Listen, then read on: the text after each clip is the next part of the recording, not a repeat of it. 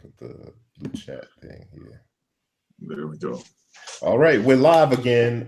Apparently, we forgot to let the steam out and the gremlins out of machine, so things went bad. And that's too bad though, because we just learned about all the new secret gear that's going to be happening for the next couple years. and we thought we were showing everybody, but apparently, apparently we got live. The next 4 years of gear. I was really impressed, especially by the whole like new take on an engine and all that. Yeah. Wow.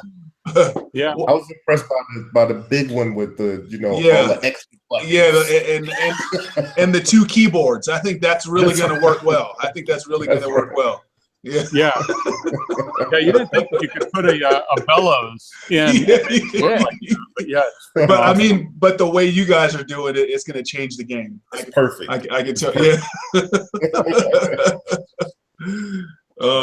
So let's kick this off like this, Glenn. I don't know, but we got a few people back on.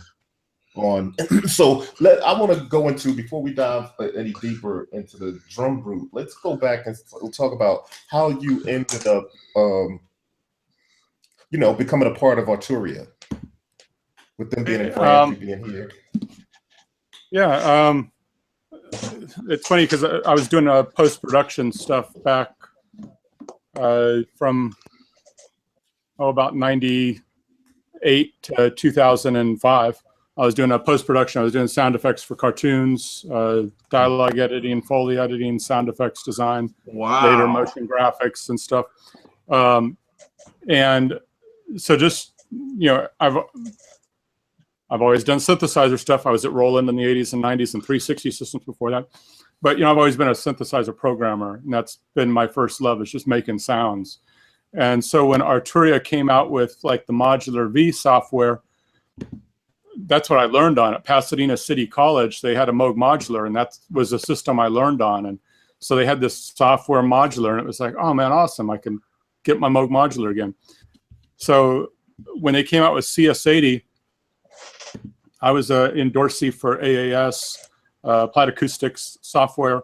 I was in Darcey for them. I was in Darcey for a couple other things. And the artist relations guy said, hey, Arturia's coming out with this CS80 software. Would you like to do sounds for it? And I said, yeah, sure, I'd do that. So I did CS80 sounds for them, and then I did ARP 2600 and Mini Moog, and I started doing sound programming for them. I did stuff on them for Origin. I got brought into Akai to kind of help build that brand back up. A friend of mine who worked at Roland with me was at Alesis, and they needed somebody for Akai, so he suggested me. Nice.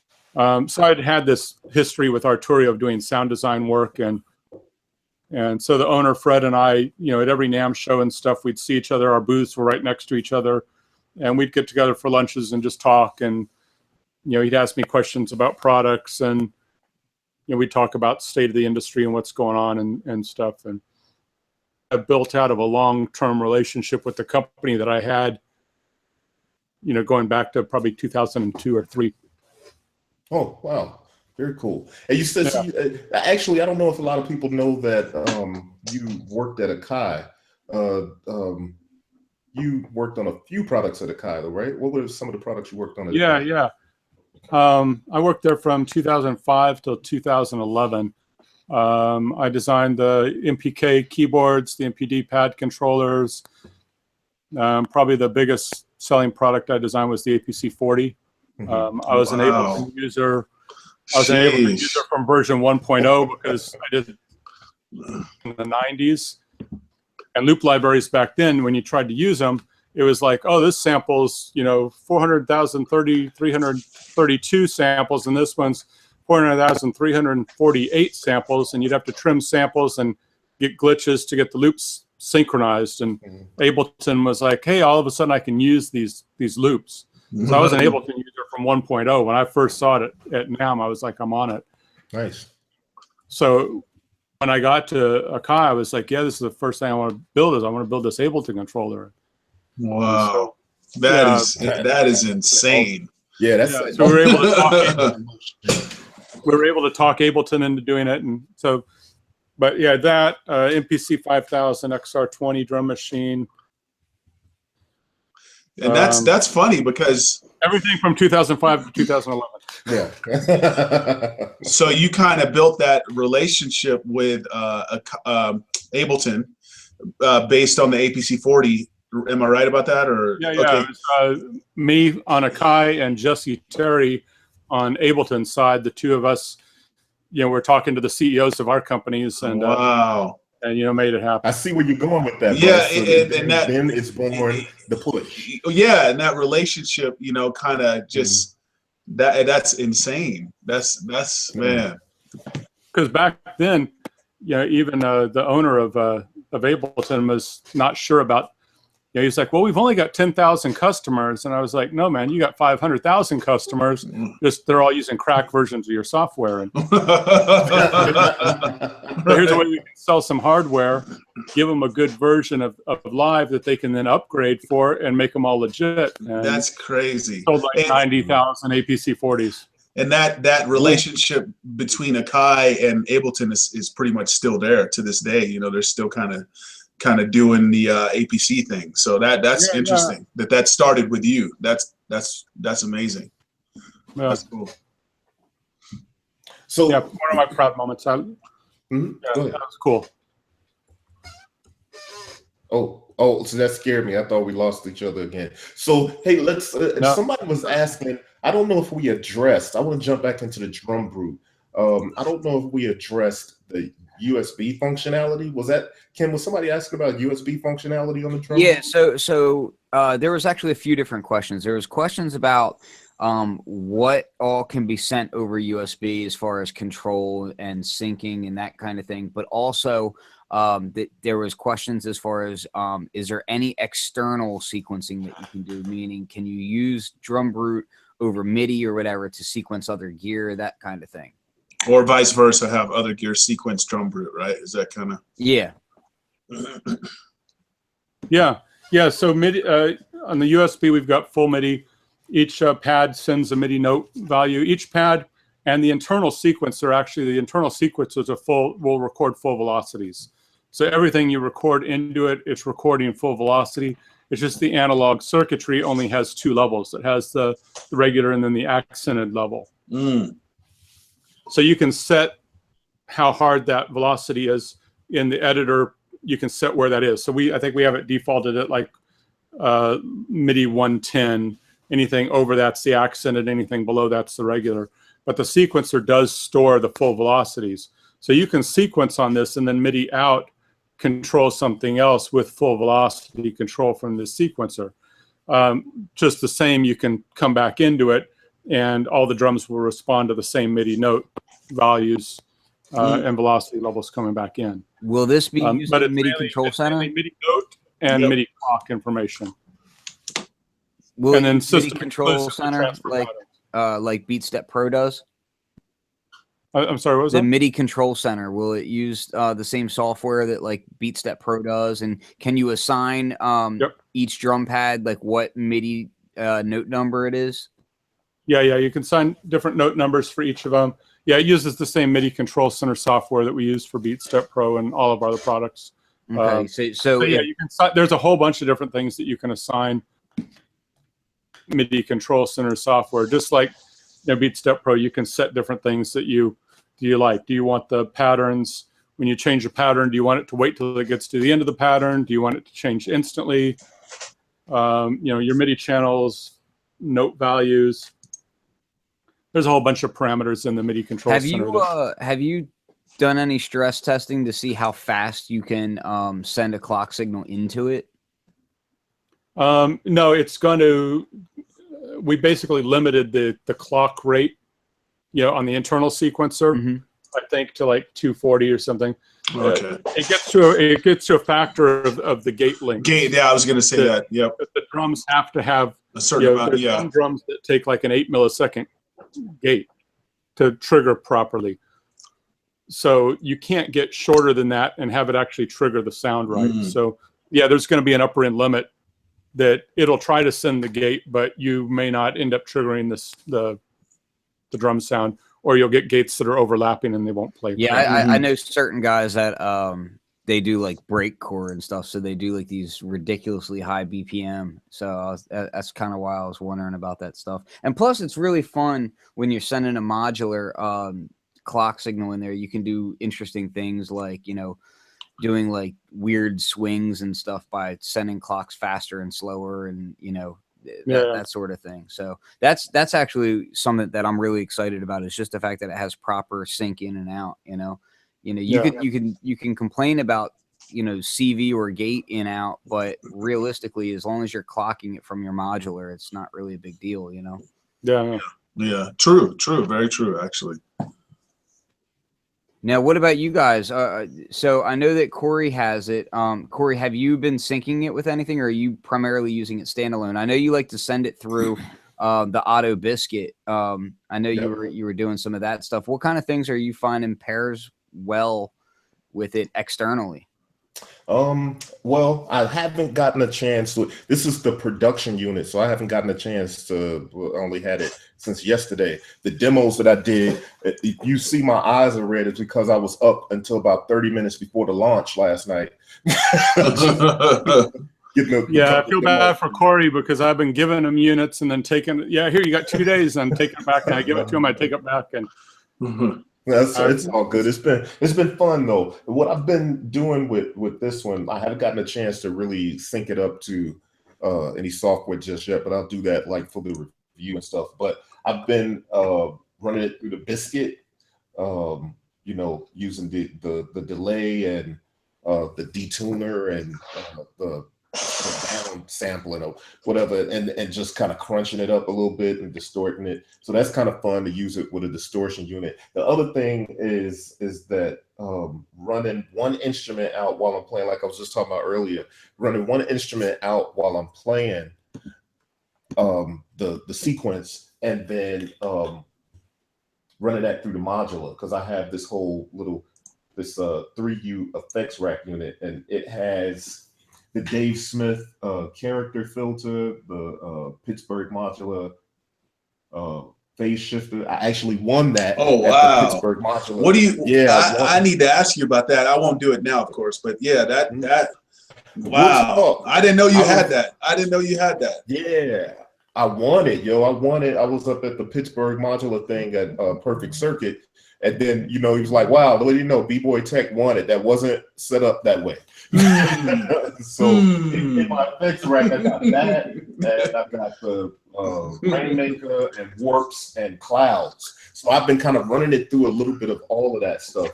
I really like Warps with the snare. And I kind of like to run the whole mix through the character module just to kind of dirty it up. Like it really can get like kind of crazy when you add some of the air and stuff. So those kind of things I've been doing with effects and the Biscuit. So it's pretty dope with that stuff.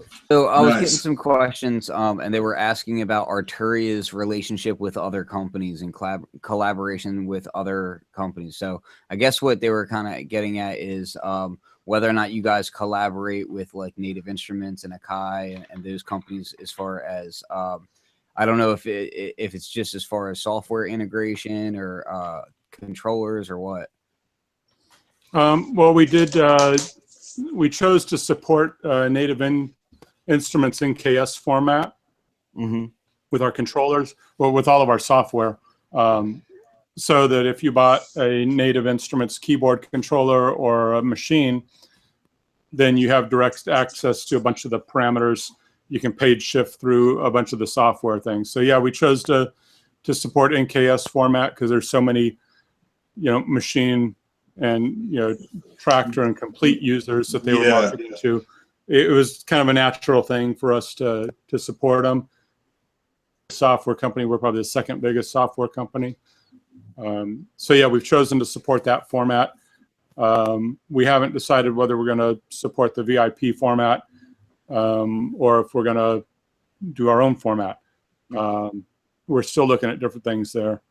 For the format, it takes resources. We're a small company, and it takes resources away from something else that we're doing. So you know, we've got to make sure that there's a real reason to do it. So I'm getting a personal request that says, can you make your VST presets show up in MPC software, please? That's the VIP thing, right? Though that's I think that's all part of VIP. Yeah. VIP thing.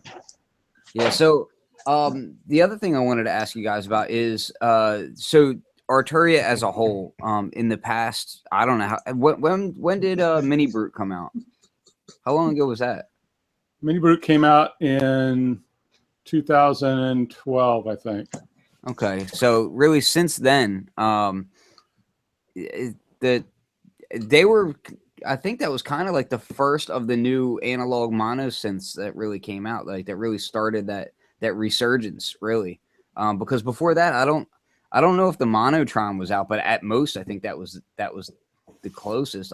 And the MS-20 Mini from Korg wasn't out yet at that point. No, so, MS-20 Mini wasn't out. I don't think the Monotron was either at that time. Yeah, so it was really Arturia that kind of kick-started the resurgence in analog, which is awesome. But what I wanted to ask about though is your traditional controller, like your MIDI controller lines, because that's always been a pretty big seller for you guys, like the Keylab series, and you got the Keylab Minis, and those sorts of things. Is that ongoing development? Do you guys continually keep working on that stuff as well? And as far as just trying to think up new interfaces for the software, because I know V Collection was like a big deal. Like when you guys redid V Collection, you know, people were jumping up and down to finally see, you know, modern interfaces on some of these instruments. Plus, you guys redid a lot of the filters and that sort of thing.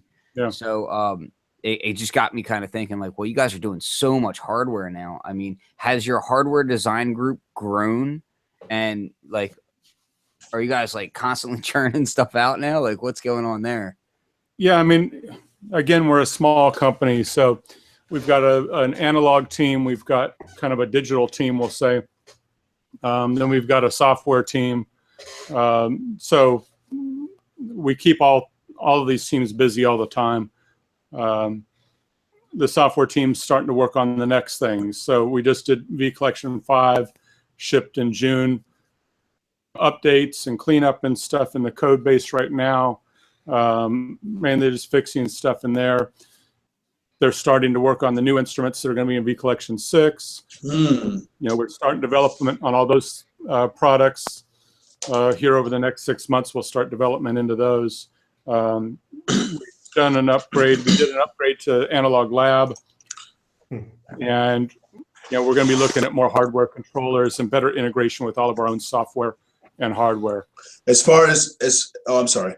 So yeah, I mean, controllers, we're still doing controllers. We're going to keep doing that route as well. You know, we've got the software hardware package, and then we've got just the straight hardware stuff. Well, you know what? I got a question about the controllers. You know, I reviewed, I think it was the Keylab 25. And one thing about the Keylab 25, I love the size of it. The keys, you know, it's full-size keys. Key, it's very compact. Now I understand it has to be compact, but you know what I always said? I think I even said it in the review that like this would be super dope if it had the pads like the other ones, like I guess the 49, 61, 88. Was it just because of the size of the unit that you all didn't put the pads on? Because I think like bedroom producers and beat makers and hip hop guys, space is usually limited, and something like that would be just perfect. Like it would be the right size, it got pads on it, if it had pads and the keys, and it would be just perfect. I mean, doing a 25 note keyboard, something's got to go. When you've got the sliders and the knobs and other stuff, you know, so it would have to either be like a 37 note to have the pad room over there. And the problem is 37 note keyboards don't sell. Even full size 25s don't sell anymore. That market is just like declined stupidly. The controller market's changed pretty drastically in the last 3 years. You know, it had a big peak a couple times. Once at about 2005, 2006, and went down, and then it kind of peaked again about 2011, 10, and it's kind of been on a downhill slide again. So guys have bought controllers, still using the same controller. and they haven't really had a reason to get out of it and move. You know, Right. if it doesn't break, then there's not really a reason to move forward. And Right. 5-key full-size market, just the bottom one out of it. And the guys who are buying 25 keys, they're not playing Chopin. You know, they're guys that are playing single note things, and so the mini keys have taken over that market space. Right. I'll just say, like, for the record, to me, like, I don't care about pads on my keyboard. Like, there's so many pad controllers out there that are so much more dedicated to that specific task. Now, I can understand the workflow for it, but me personally, I'm like, I rarely use pads on an actual keyboard. I so much more use them on a separate controller.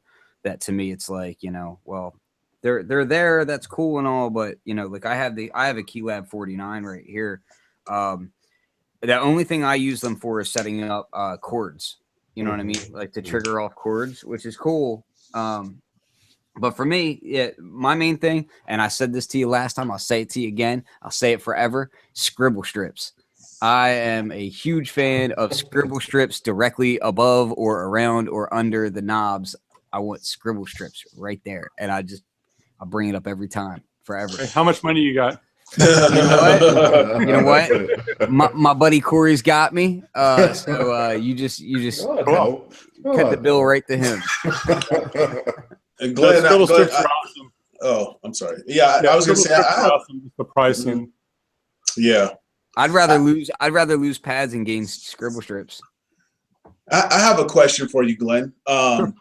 You mentioned Arturia V Collection 6 is kind of getting ready to go into you know, its initial adding those new instruments. How often are you guys planning to do a V Collection update?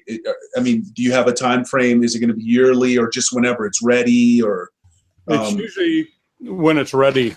Okay. Most of the time. The reality is we'd love to have one every year. Yeah. From 1 to 2 years. Okay, gotcha.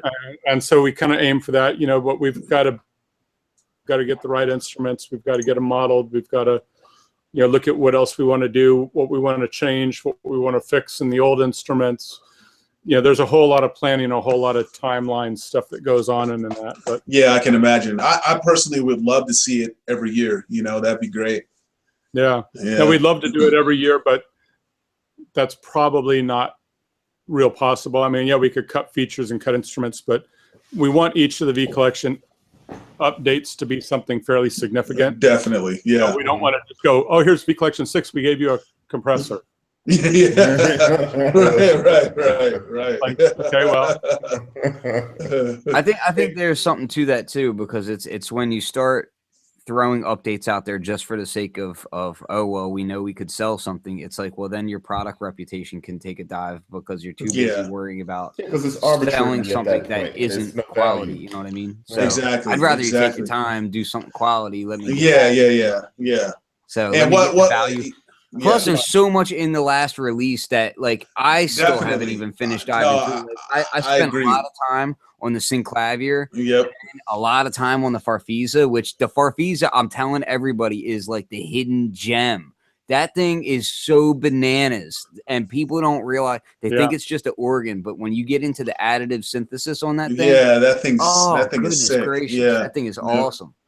Yeah, the additive really makes it like, you know, there's Jean-Michel Jarre used the RMI harmonic computer, particularly an old analog additive, and the Farfisa, the additive stuff we added in there is close to like the RMI harmonic computer, really. And then there's also kind of a wave draw thing you can do with it. And yeah, the Farfisa is kind of that thing of, you know, people who aren't into the vintage organs. They're not like in a rock band or you know, Stereolab or some band like that really use vintage organs. They'll kind of blow it off, and it's like, no, there's a whole lot more that's down inside there. So yeah, yep, yeah.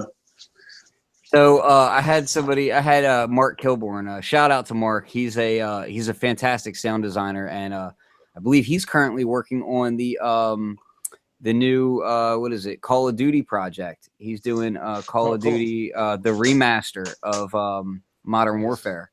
So yeah, he said if they're fishing for V collection ideas, Polyvox, Juno 60, Polymoog, which to me, like all the things that he's saying are like synths that break down horribly. Like what is a Polyvox VST? A Polyvox VST is like the blue screen of death. Like you load it up and your computer just crashes.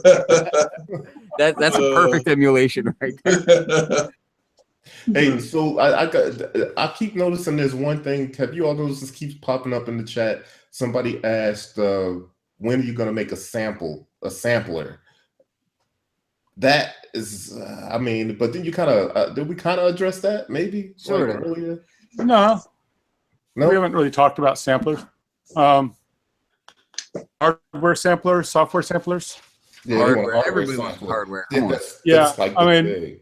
This is hardware age. For the next 3 years, it's hardware until HoloLens really gets up to snuff. Dang, man. I'm just saying. Yeah, I mean, it's a hell, man. Hardware sampler is a tough one, you know, because you got to compete with things like Contact. A really good sampler. You know, it's really hard to beat Contact. When I was doing post-production, I used Contact all the time. You know, if I was doing Foley stuff or sound effects. See, I think you're thinking more like a Z sampler. I just play them out. You're more thinking like Z sampler and that kind of stuff. I'm thinking more like performance sampler. It's a tough product. It either becomes an MPC or like an SP, right, or something like that, and they're all valid. It's just tough. Most people don't sample their stuff. They love the idea of sampling. But most people don't sample. And so you've got to design it to either have this giant library of stuff so that people go, oh yeah, it sounds good, or you give them a sampler and say, okay, here, you make it sound good. And people don't make it sound good. Yeah. You know, I think about that sometimes, Glenn. I'm not going to say we're not going to do a sampler. I mean, because I love a really simple sampler. Yeah, that's what I was going to say. Yeah. Something that is just stupidly simple. Yes. Sound. Yep. I mean, I personally love those things, but that doesn't mean that everybody wants one and will buy one. That's true. Yeah. I just want a hardware sampler that can do granular. That's what I want. That's what the SP404 is, a really simple sampler, and it has a cult following. It has a cult following right now that is just bananas. Yeah. It's just bananas, and so I agree with what you're saying. Simple samplers are really nice, you know. Especially and Akai makes little MPX things too. The MPX things from Akai are really cool little samplers, but they haven't taken off. I mean, nobody's buying them. That's true. That's true.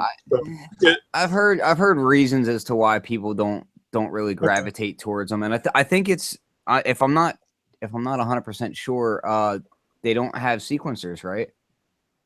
No, they don't. They're just like a simple sampler that you can record in, playback, manipulate. Well, I mean, if I can plug this thing into a DrumBrute and have it work like that, that would be great. There you go.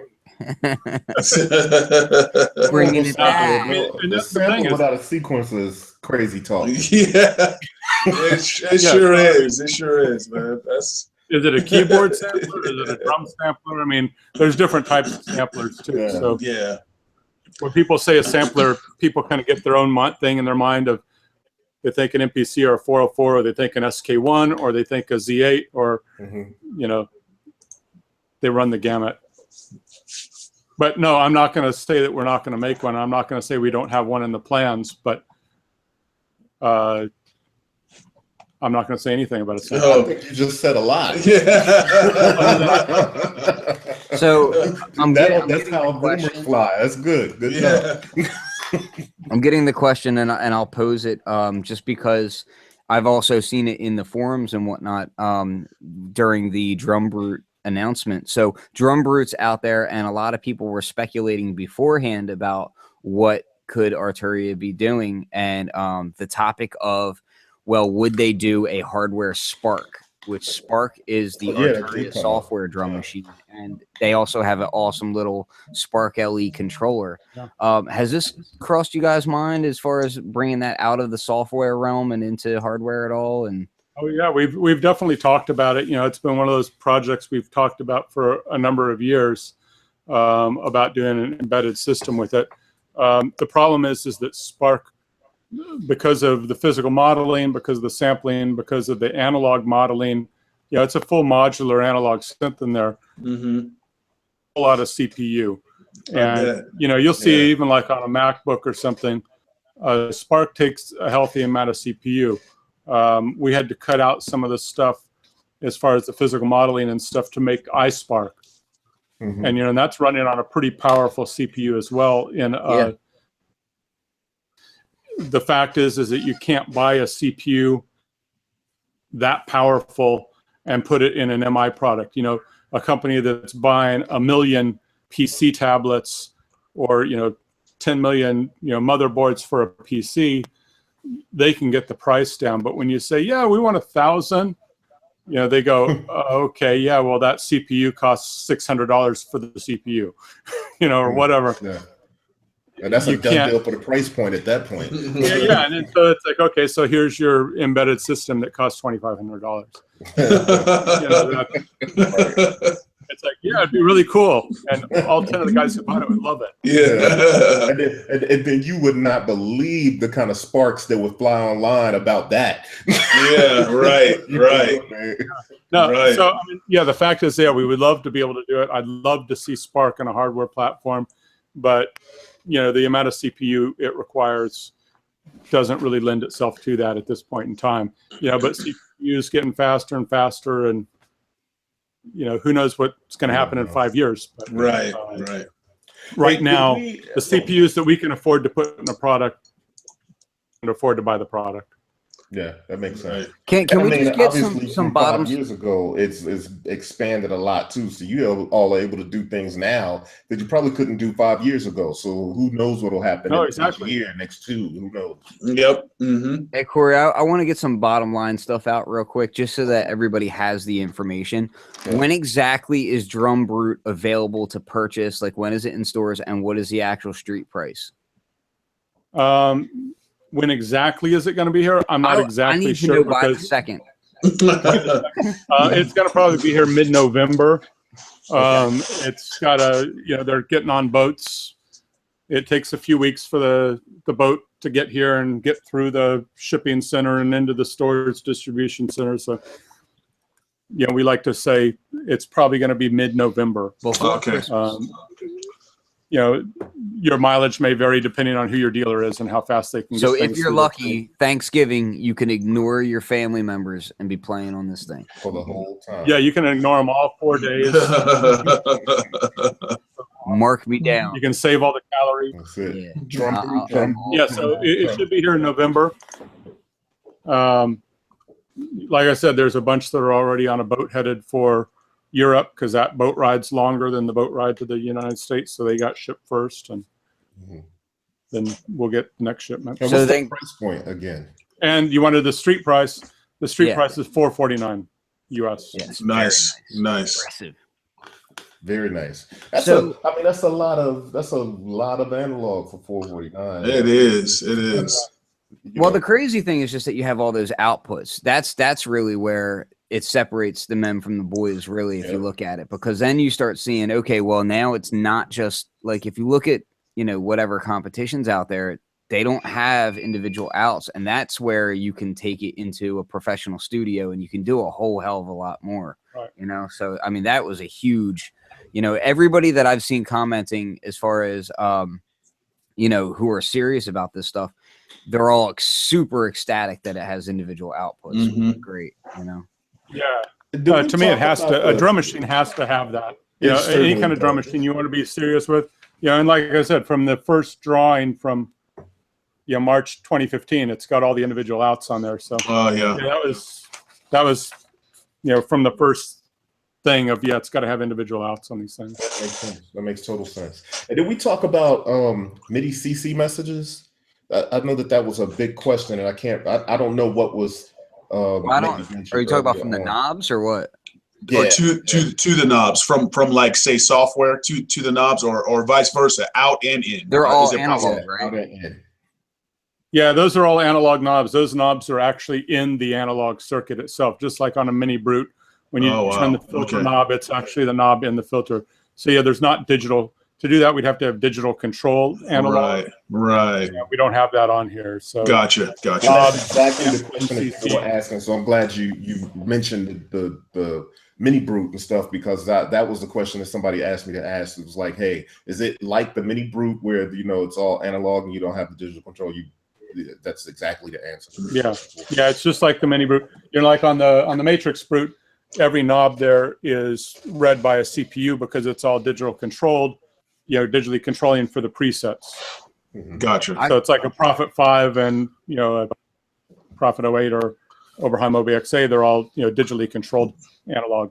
I can tell you that Corey and I both were at KnobCon, and we got to play on the Matrix brute there, and we checked out the digital control on it because that was a major concern with all analog synths that have digital controllers.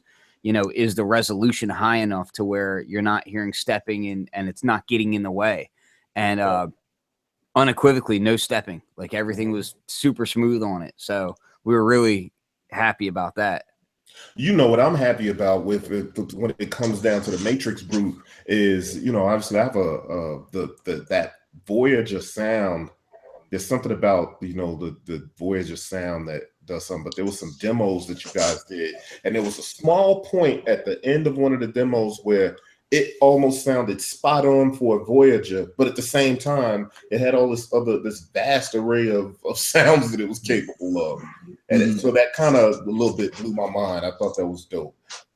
I was real surprised to hear that kind of sound coming out of it, because, when you think of the brute voice, you don't think of that kind of sound. But because of the way you all designed that synth, it's definitely like something else all onto its own. I don't see anything out there like it at all. Yep. Yeah. I mean, that's the ladder filter. The ladder filter is going to give it that classic sound in there. Between the ladder filter, the Steiner filter, both of them have 24 and 12 dB per octave modes. This thing's a chameleon. It can do all kinds of different things. So yeah, you can make it sound like a Voyager. You can make it sound more like even an ARPish quality and stuff. So you can get all kinds of stuff out of it. Do you guys have an updated date on that at all? The latest updated date is sometime in December right now. Oh, We're nice. trying to iron I out get all asked about final it things. constantly. So I said I still get asked about that? that constantly. People were, and I want to say shout out to Mike Huckabee because I know that. He's out of the collar about that. Like, give me. He's a DJ out in Detroit, and he's constantly hitting people up like, "Hey, have you heard anything about this? I got this thing on pre-order. I want to get it now. I want to get it now." Yeah. Well, I told him today, though. I told him today, by the way, that when it comes to synths like that's like a flagship synth. You gotta get it right. You don't it takes a while. For sure. Yep. So that's the thing. No, you don't want it today. There's stuff we still have to iron out. Right. We're ironing out. We're tweaking firmware and stuff. So, you don't want it today. Right. You want it when it's right. Right. So. Exactly. That's it. Good because you know how it is. And let me tell you, if I spend $2,000 on a synth and I get it and anything's wrong, I'm not right. I've done that. Off balance for the whole next month or two. Yep. I've done that. And caught everybody I can think of at that synth company, like, put your boss on.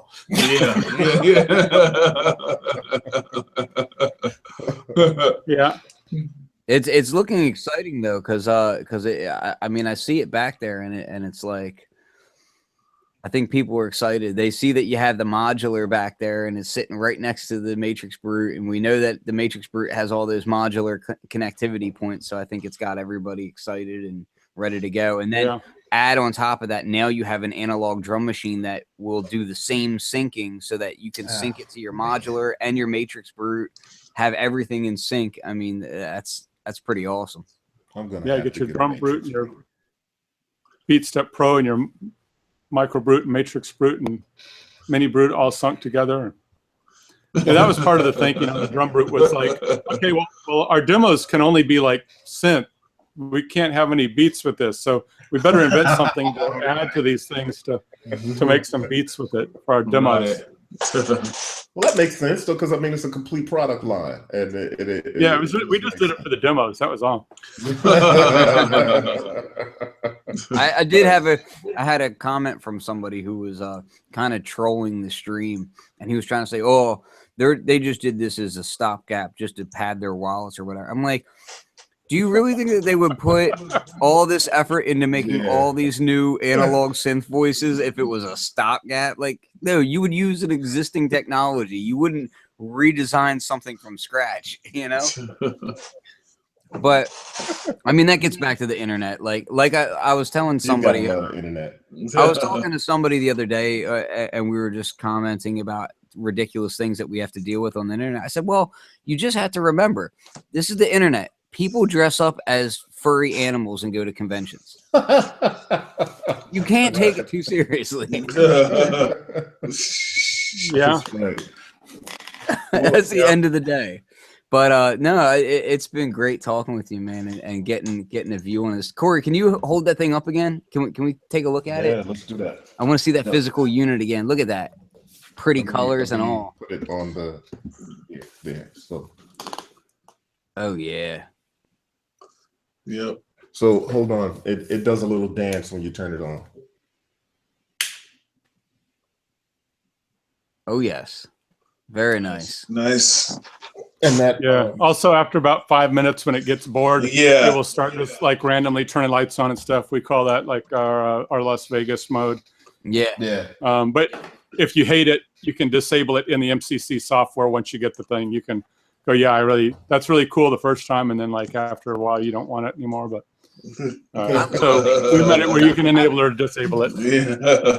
Actually, you know what? It actually, I noticed it. I was doing something in the dog, getting ready to record something, and I looked to the side because I saw this flashing out of the corner of my eye, and I was like, light pattern. Yeah, you're fun.